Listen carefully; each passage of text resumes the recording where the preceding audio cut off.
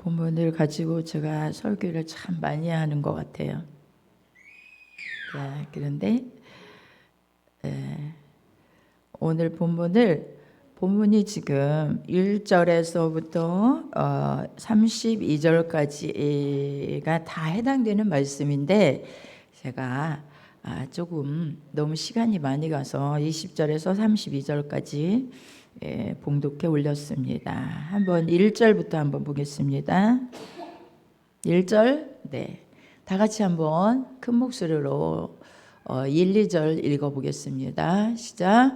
모든 세리와 죄인들이 말씀을 들으러 가까이 나오니 바리새인과 서기관들이 원망하여 가로되 이 사람이 죄인을 영접하고 음식을 같이 먹는다 하더라. 네, 예수님께 많은 사람들이 이제 예수님을 옹이하고 그 말씀을 들으려고 표적을 또한 체험하고 그것들을 보고 이러려고 예수님을 많이 따라다녔어요. 그런데 특별히 오늘 본문에서 본문 1절에서는 누구예요? 죄인과 세리, 세리와 죄인들이 말씀을 들으려고 가까이 나왔대. 누구에게? 예수님께. 예수님은 누구예요? 정말 이 땅에 육신으로 오셨지만 누구죠? 하나님의 아들이에요. 오늘은 공부 형식으로 여러분의 그 눈빛을 보면서 이제 정말 답을 하는지 안 하는지 물어보면서 하겠습니다. 너무 중요한 말씀이에요. 그래서 그러니까 들으러 가까이 나오니까 바리새인과 서기관들이 원망을 했대요. 아니 이 사람이 죄인들하고 같이 죄인을 갖다 영접했다. 가까이 하고 정말 죄인들을 조금도 자기들과 같이 배제하지 않는 거예요. 죄인이 오면 친구같이 대해주는 거예요. 엄청 정말. 예수님은 죄인의 친구처럼 늘 그렇게 바리새인의 친구처럼 그렇게 대해줬고 그 바리새인 세리를 갖다가 어떻게 했어요? 세리를 부르셨잖아요. 부르시고 나를 따르라. 누구요? 마태를. 그래갖고 제자 삼으셨잖아요. 이런 것처럼 예수님은 늘 죄인을 가까이 하시고 죄인의 친구로 이렇게 삼으셨어요. 그랬는데 그리고 음식도 같이 먹는 그 당시에 죄인과 함께 음식을 우리의 문화 같으면 그렇지 않아요. 그 당시에 유대인의 관습에 따르면 죄인과 음식을 같이 있을 수 없는 일이에요. 그런데 음식도 같이 먹는다고 이 부분에 대해서 원망하는 거예요. 바리새인과 서기관들이.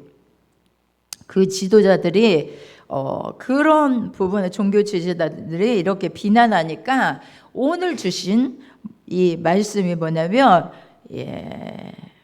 주신 교훈이에요. 자, 뭐라고 말씀하시냐면 예수께서 저에게 이 비유로 이르시되 누구에게요?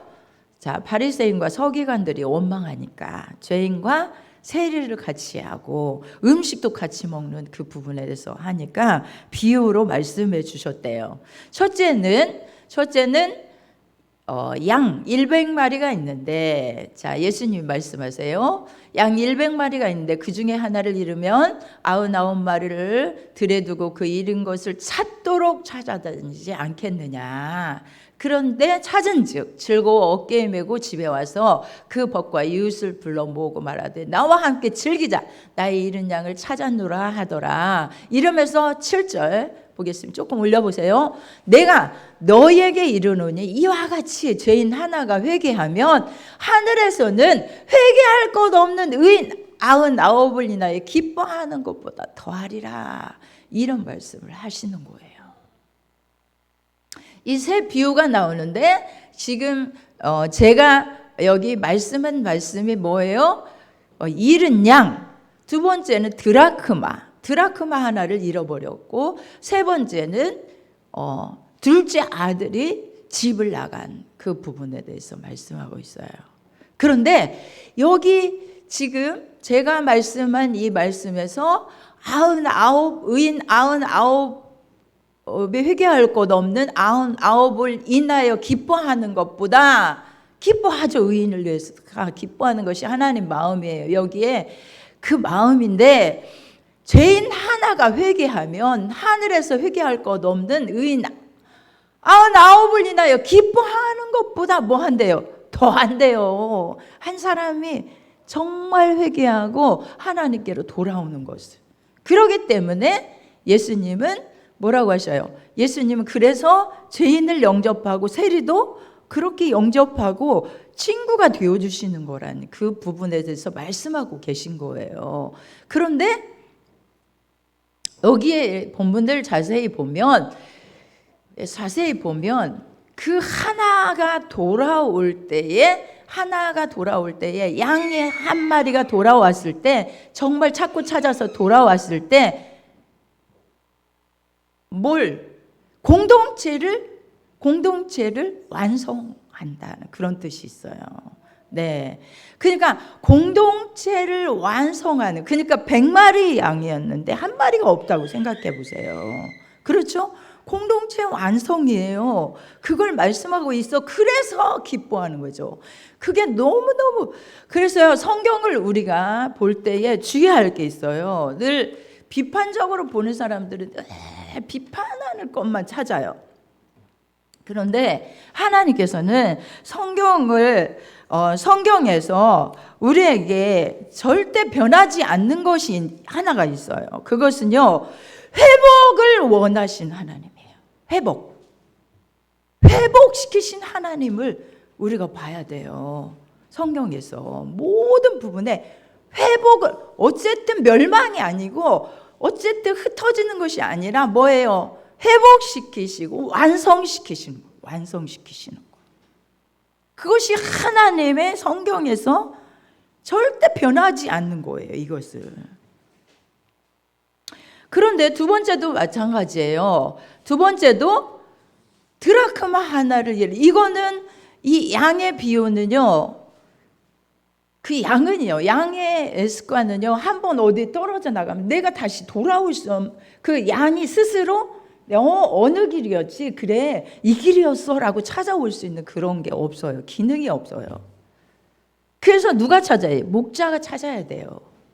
자, 그렇게 찾았다는 거예요. 그런데 두 번째는 드라크마의 비유인데, 이 드라크마의 비유에서도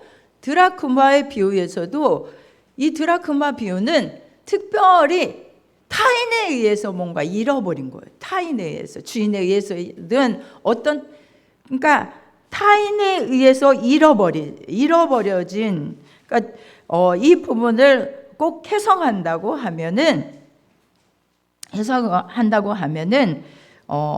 어떤 것을 말씀하냐면, 주인의 잘못으로 타인에 의해서 어떤 시험에 빠져서 빠진 자를 의미하는 그런 것으로 이해할 수가 있어요. 그것도 완성을 말하는 거예요. 그 다음에 탕자를 얘기하는데, 이 탕자는요, 뭐 때문에 나갔습니까? 자신의 무엇 때문에? 사악함, 자신의 욕심, 자신의 사악함으로 인해 뭐 했어요? 의도적으로 누구를 떠났어요? 하나님을 떠나고 아버지를 떠난 거예요. 의도적인 사람, 의도적으로 누구를 떠나? 아버지 품을 떠난 거예요. 이거를 말씀하고자 하는 의미가 있어요. 자, 그런데 특별히 오늘은 제가 이 부분에서 말씀하고 싶은 것은 지금 아버지에게 아들 둘이 있는데, 아들 둘이 있죠. 이 아들 둘은 큰아들, 맏아들과 둘째 아들을 말씀하고 있습니다. 둘째가, 이 말씀은 여러분 잘 알죠. 둘째가, 맏아들은 그렇지 않았는데, 둘째가 아버지, 제게 돌아올 분깃 상속받을 거 그거 지금 주세요. 막 그렇게 졸라대는 거예요. 얼마나 졸라댔는지, 그래 아버지가 어쩔 수 없이 정말 줬겠죠. 늘 말씀드리지만 아버지는 자녀를 너무 잘 압니다. 그렇죠? 그러죠? 우리 하나님 우리를 다 모르겠어요. 다 너무너무 잘 알죠. 자녀의 모든 것을 알아요. 능력이 있는지 그가 어떻게 할 것인지까지 다 보고 알고 앞날을 다 보여요. 그럼에도 불구하고 그가 계속 졸라대니 줬습니다. 나눠줬습니다. 근데 그 후 며칠이 못 되어서 아들이 그 재산을 다 모아가지고 자 어디를 떠납니까? 아버지 품을 떠나서 멀리 가버립니다. 멀리. 그래서 가서 허랑방탕했다. 허랑방탕하여 그 재산을 허비했다. 허랑방탕이라는 뜻은 뭐냐면 뭐 저축했다가 아니라 반대예요. 절대 절축하지 않았고 무절제하게 경솔하게 비도덕적으로 낭비하면서 정말 그렇게 살았다는 거예요. 비도덕적인 삶을 그렇게 다 허비했다라고 합니다. 그렇게 한 후에 다 없이 한 후에 이제 거기에 크게 또 흉년까지 들었어요. 그 나라에. 그리고 너무너무 궁핍하니까 들에 가서 어디 가서 정말 취직을 하려도 취직할 수가 없잖아요. 그러니까 너무 다 그 나라가 흉년이 들기 시작하면 자급자족 그냥 하는 거죠. 거의 다. 그렇게 하고 살아가는 그에게 돼지에게로 갑니다. 돼지에게 정말 가서 그 쥐염 열매 먹는 것을 좀 따먹고 살려고 가도 돼지가 먹는 열매도 먹지 못해 이제 죽을 지경에 이르게 된 거예요. 자, 조금 더 쭉 올려보세요. 16절부터. 네, 그래서 생각한 게 아버지 집인 거예요. 아버지 집. 내 아버지 집에는 돌아가면 품꾼도 많고 먹을 양식도 풍족한데 내가 아버지 재산을 그렇게 많은 거 가지고 와서 다 이렇게 허비하고 낭비하고 내가 정말 사는 걸 생각해보면 나는 어떻게 아버지 집에 다시 돌아가. 그렇지만 아버지 집에 돌아가는 수밖에 다른 묘안이 떠오르지 않는 희망 딱 하나 한 가지. 그러나 자신을 볼 때 도저히 그렇게 할 수가 없는. 그러나 여기서 죽는 것보다는 아버지 집에 돌아가는 게 낫겠다 생각을 하고 그래 나는 아들을 포기하자. 그리고 아들의 정말 아들을 포기하고 나는 하인의 하나로 아버지께 그렇게 돌아가자는 마음을 가지고 돌아가는 거예요. 자, 어디에 그 말씀이 있어요? 자, 19절 보겠습니다. 자, 19절, 5장 19절. 지금부터는 아버지 아들의 일컬음을 감당치 못하겠나이다. 나를 품꾼의 하나로 보소서 하리라 하고 이것입니다. 여러분, 사람은요 죄를 별로 짓지 않은 사람과 도덕적으로 비윤리적으로 살지 않고 그런 사람과 그렇지 않은 사람의 차이가 있습니다. 그런 사람은요 절망 가운데 부딪히는 거예요. 엄청나게 나는 살아갈 어떤 것도 없구나. 내 자신을 보니 도대체가 어떤 것도 없구나라는 것을 알면 아버지 앞에 얼굴 들지 못합니다. 적당히 죄를 지었어야죠. 자, 저런 사람들이 누구입니까? 예수님이 가까이 하고 있는 세리나 지금 죄인이라고 다 사람들 손가락질하는 지금 바리새인과 서기관 여기 오늘 나오는 그들이 서기관들이 죄인이라고 딱 손가락질하는 그런 사람들입니다. 그런데 그들이 예수님께 나오는 거예요. 왜요? 예수님의 소문을 들어보니까 예수님은 죄인도 영접하고 죄인하고 식사도 하고 죄인을 가까이 해주신대. 그런 얘기를 들었겠죠. 그래서 어쩌면 우리 그 예수님을 좀 만나봐야겠다. 그래, 예수님께 가까이 가보자. 그리고 정말 죄송하지만 여러분 떳떳하게 나타났겠습니까? 그렇지 않습니다. 누구나가 사람이 양심이 있는 거죠. 그 떳떳하게 나타나지 못하는 거예요. 그래, 정말 조심스럽게 예수님 앞에 나온 그들을 귀를 기울이고 있는 그들을 바라보며 바리새인과 서기관들은 그렇게 얘기를 하는 원망하는 거예요. 예수님이 하셔서 이 말씀을 하고 계신 거예요. 근데 보세요. 정말로 이 아들이 회개하는 것을 보면 자, 쭉 올려보세요. 아들이라 일컬음을 감당치 못하겠나이다 하고 하나. 자, 이렇게 와서 아버지에게 그대로 아버지 아들 저 감당치 못하겠습니다. 정말 하인의 하나로 보소서 아버지 막 이렇게 하는데 아버지는 종들에게 뭐라고 해요? 제일 좋은 옷을 내어다가 네 아들에게 입혀라. 그리고 손가락에 그 가락지 귀한 가락지 갖다 끼워줘라. 발에 신을 신겨라. 그리고 가장 살진 송아지 가장 좋은 거 잡아라. 그리고 우리가 먹고 뭐 하자? 즐기자 하는 거예요. 즐기자. 그러면서 내 아들은 죽었다가 다시 살아남. 내가 잃었다가 다시 얻었노라. 얻었다라고 해요. 얻었다. 가정에서도요. 잃어버린 누가 하나가 잃어버려져 있어요. 이게 얼마나 진짜 이게 비극입니다. 비극. 그렇잖아요. 안 그래요? 근데 아들이 돌아왔어요. 아버지가 정말 그 아들이 돌아왔어요. 어떻게 돌아왔든지 자기 돈을 어떻게 썼든지 그것이 상관이 없어요. 그저 돌아와서 회개하는 그 마음을 다 알아요. 너무너무 알아요. 계속 안아주고 품어주고 입 맞추고 저기 올 때부터 알아보고 가서 끌어나 안아주고 그러는 겁니다. 그리고 이 모든 것을 회복시켜줘요. 아들의 신분을 다시 회복시켜줘요. 그런데요, 제가 20절부터 읽었잖아요. 그런데 맏아들이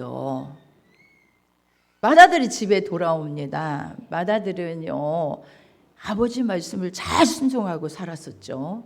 자, 그런데 맏아들이 밭에 있다 집에 가까이 왔을 때 풍류와 춤추는 소리를 듣고 이상하다. 우리 집에 아침에 아무 일이 없었는데 이게 웬일이지? 춤추는 소리가 우리 집에서 들리는 거야? 이게 무슨 일이지? 집에 안 들어가요. 그리고 종을 부릅니다. 종을 불러요. 무슨 일이냐?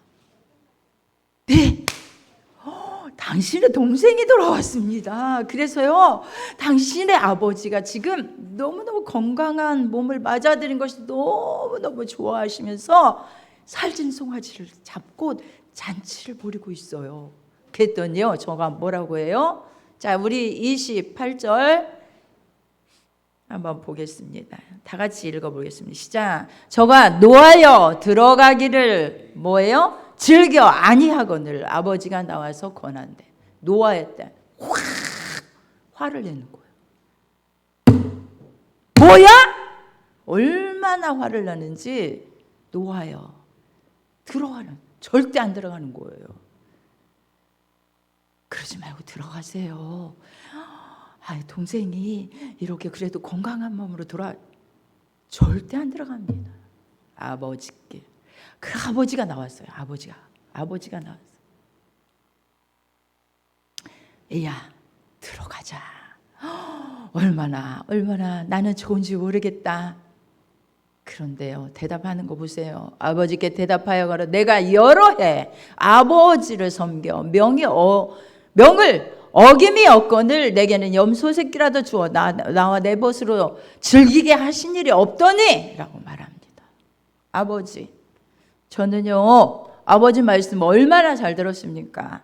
말씀하시면 제가 정말 그렇게 살지 않았습니까? 그런데 내게는 염소 새끼라도 주어서 내 친구들하고 즐기게 하신 일이 있었습니까? 없었지 않습니까? 그런데 아버지의 살림을 이렇게 창교와 함께 먹어버린 이 아들이 돌아오니까 살진 송아지를 잡으셔요? 이렇게 따지는 거예요. 그런데 자, 아버지가 31절 보겠습니다. 31절 좀 올려보세요. 네, 아버지가 이르되 예, 너는 항상 나와 함께 있으니 내 것이 다 네 것이지 않니? 이 내 동생은 죽었다가 살았으며 내가 잃었다가 얻었기로 우리가 즐거워하고 기뻐하는 것이 마땅하다 하니라. 아멘. 네, 이것입니다.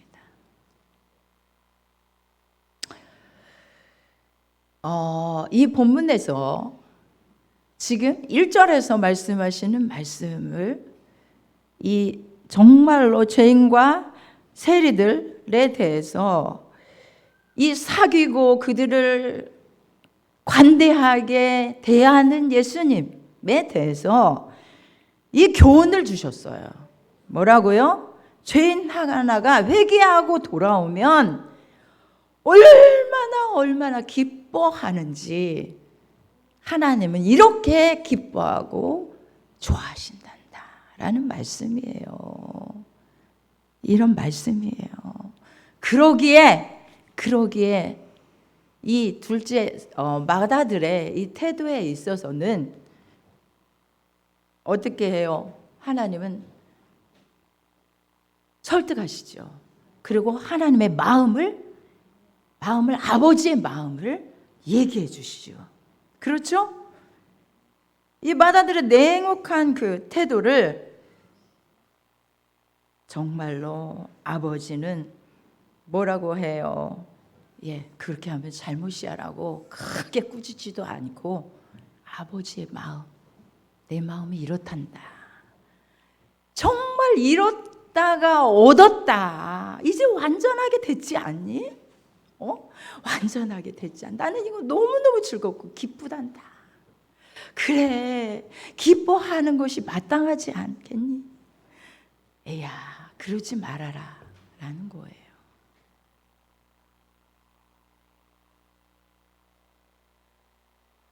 그런데 마다들은 이런 사주에 대해서 못마땅해 여기는 것이죠.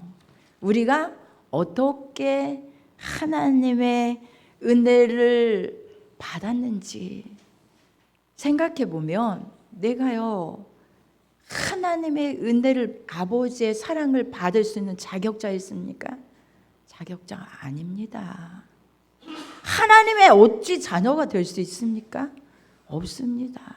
그런데 하나님께서 예수 그리스도를 하나밖에 없는 독생자 예수 그리스도를 주고 나를 내 대신 내 죄값의 모든 형벌을 십자가에 새겨내 놓으시고 그걸 믿으면 예수님을 영접하면 그냥 너는 내 자녀야 라고 삼아주신 거예요.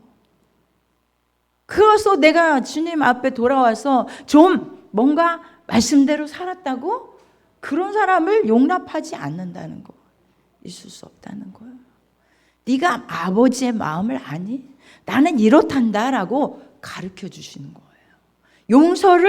용서할 수 있는, 나는 용서하는 긍휼을 베푸는 하나님이고 나를 사랑을 베푸는, 긍휼로 대하는 하나님이고 사랑을 베푸는 하나님이란다. 내 마음은 이렇단다. 이런 하나님을 보여주시고 계시는 거예요. 우리는요, 우리에게는 죄에 대해서 엄중한 잣대를 대야 돼요. 내 자신에게는 죄의 잣대를, 율법의 잣대를 엄중하게 대해야 할 필요가 있어요. 죄를 용납하거나, 예수 그리스도가 감히 그 십자가에 그 고난을 당했는데 내가 아무렇게나 죄를 생각하고 지어요? 십자가를 밟고 막 아무렇게나 그 피를, 그 고배로운 피로 나를 정말 하나님의 자녀로 이렇게 삼아주시기에 형벌에서 저 저주에서 하나님의 영원한 저 천국으로 보내는 귀한 하나님의 아들로 삼으셨는데, 하나님의 자녀로 삼으신 내가 그렇게 여기고 살아요? 안 됩니다. 그러나 다른 사람에게는 사랑의 잣대, 긍휼의 잣대, 관용의 잣대, 용납의 잣대를 가져야 돼요. 이 말씀이에요. 다른 사람, 죄인, 어떤 누구도. 그래서 예수님은 내가 의인을 부르러 온 것이 아니에요. 죄인을 부르러 왔다라고 말씀하시는 거예요.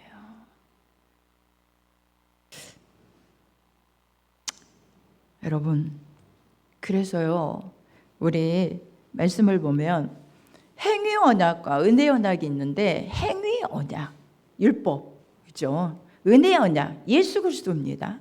근데 행위 언약과 그 은혜 언약 안에는, 행위 언약 속에는 책망이 있습니다. 항상 심판이 있습니다. 형벌이 따릅니다. 저주가 따릅니다. 그러나 가만히 보면 뭐가 있느냐? 행위 언약 속에 뭐가 있냐면 감춰진 하나님의 정말 놀라운 사랑이 숨겨져 있어요. 왜 그러냐면 행위 언약을 지키다 보면 절망에 부딪힐 수밖에 없고 한계에 부딪힐 수밖에 없다. 이걸 알라는 거예요. 그래서 그 절망 가운데서 정말 한계 가운데서 누구를 의지하라? 예수 그리스도만 의지해라. 그럼 예수로 말미암아 너는 죄에서 자유함을 얻고 정말로 뭐예요? 죄에서 자유함을 얻고 하나님의 자녀가 되고 그 은혜와 은총과 축복과 그 은혜 가운데 살아갈 수 있는 그 놀라운 은혜가 있다는 거예요. 그게 하나님의 사랑인 거예요. 하나님이 뭐하러 그럼 행위 언약을 세우셨습니까? 다 심판 아래 놓고 예수 그리스도로 구원하시기 위해서 세우신 거예요. 자, 그러면 성경을 한번 또 이런 예를 하나 또 있습니다. 어떤 예냐면 하나님의 주권이나 사랑을 인정하지 아니한 이 부분에 대해서 말씀하는 말씀인데 마태복음 20장입니다. 마태복음 20장 1절에서 16절 보겠습니다. 1절 마태복음 20장 한번 보겠습니다. 네, 시간 한번 보겠습니다. 시작. 천국은 마치 품꾼을 얻어 포도원에 들여 보내려고 이른 아침에 나간 집주인과 같으니. 다음 함께 읽어보겠습니다. 저가 하루 한 데나리온씩 품꾼들과 약속하여 포도원에 들여 보내고 또 제3시에 나가보니 장터에 놀고 있는 사람들이 섰는 사람들이 있는지라 저희에게 이르되 너희도 포도원에 들어가라. 내가 너희에게 상당하게 주리라 하니 저희가 가고 제6시와 제9시에 또 나가 그와 같이 하고 제11시에도 나가보니 섰는 사람들이 또 있는지라. 가로되 너희는 어찌하여 종일토록 여기 섰느뇨. 가로되 우리를 품꾼으로 쓰는 이가 없으며 가로되 너희도 포도원에 들어가라 하니라. 여러분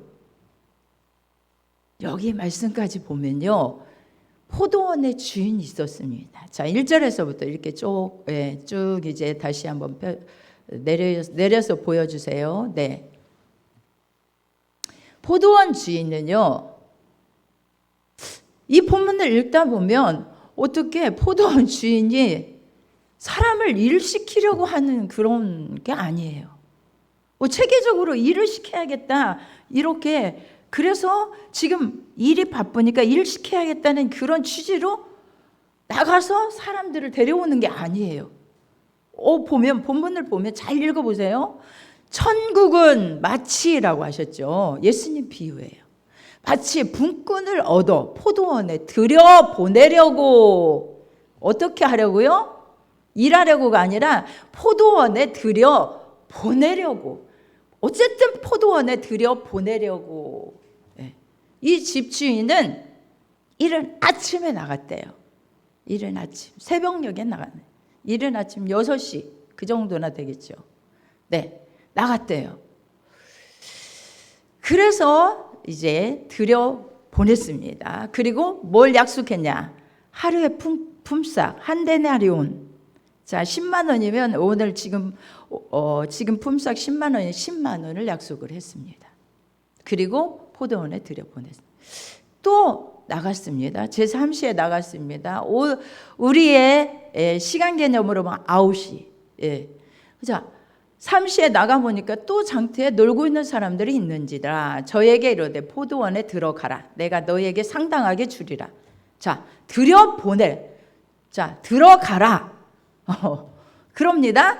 또 있습니다. 아까 말씀 속에서 쭉 보겠습니다. 네, 6시, 9시, 11시.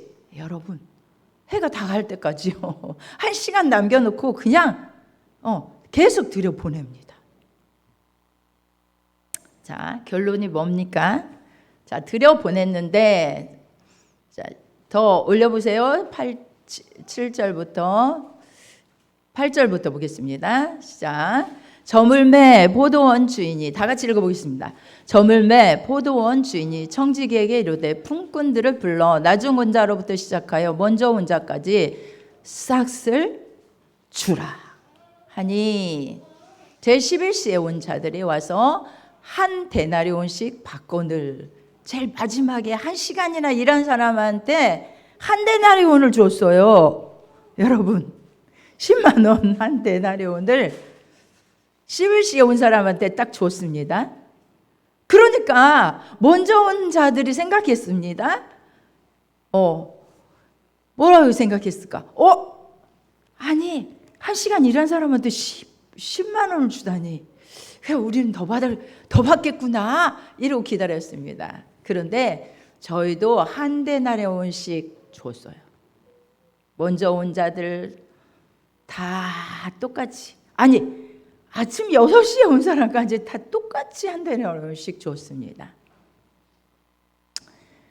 받은 후 주인을 원망해요.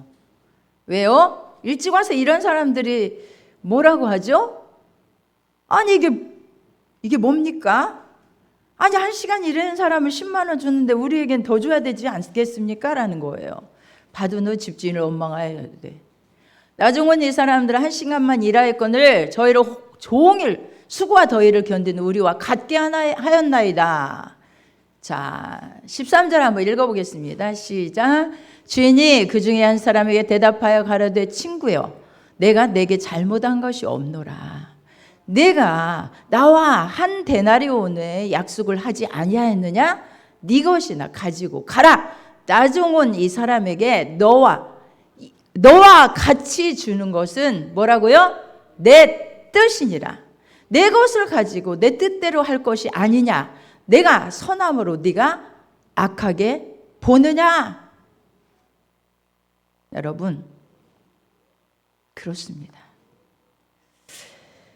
우리가 참 왜 차별하지 않는 거예요? 나는 이렇게 했는데 차별해 달라는 거예요. 이거 불공평하지 않습니까? 라는 거예요. 자, 탕자 맏아들도 마찬가지잖아요. 그죠? 불공평하다는 거예요, 아버지가. 나는 이렇게 아버지 말씀 잘 듣고 이렇게 했는데 이거 불공평하지 않습니까? 라는 거죠.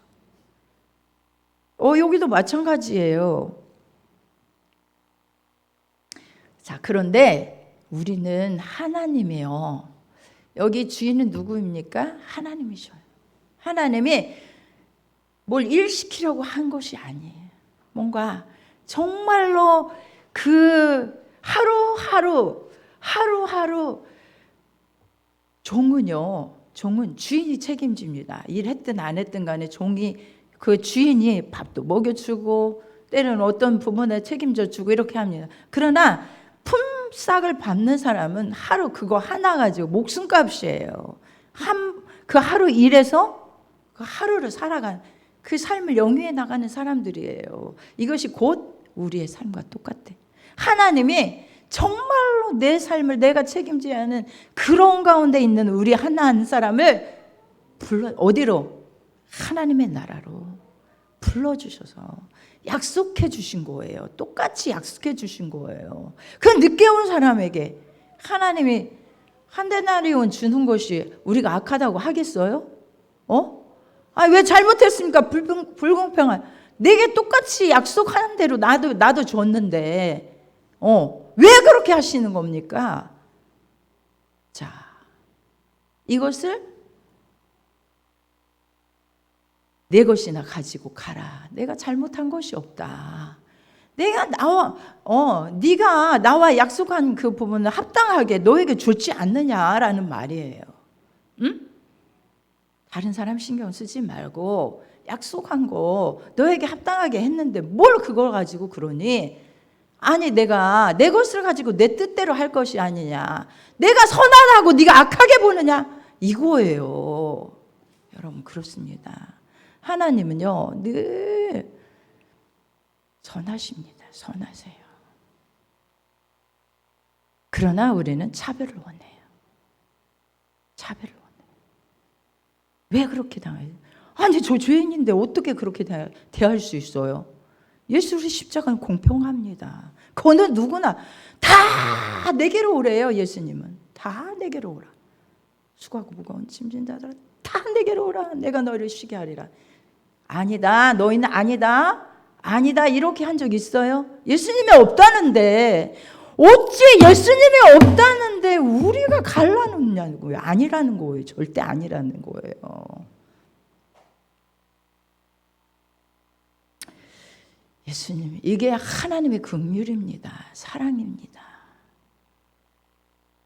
내가 합당하게 나는 나 같은 죄인을 정말로 용서받을 수 없는 나 같은 죄인을 하나님의 자녀 삼으시고 하나님의 정말 자녀의 자리에 아니 정말 축복의 자리에 나를 거기다 심어주신 이것으로 감사해야 되는데 그것을 몰라. 그것을 몰라요. 그것을 모른다는 거예요. 제발 내가 악하게 하지 않았다. 내가 다른 그런 사람들에게 1시간 일했다고 돈 주는데 너같이 똑같이 주었다고 나를 악하게 보지 말아라.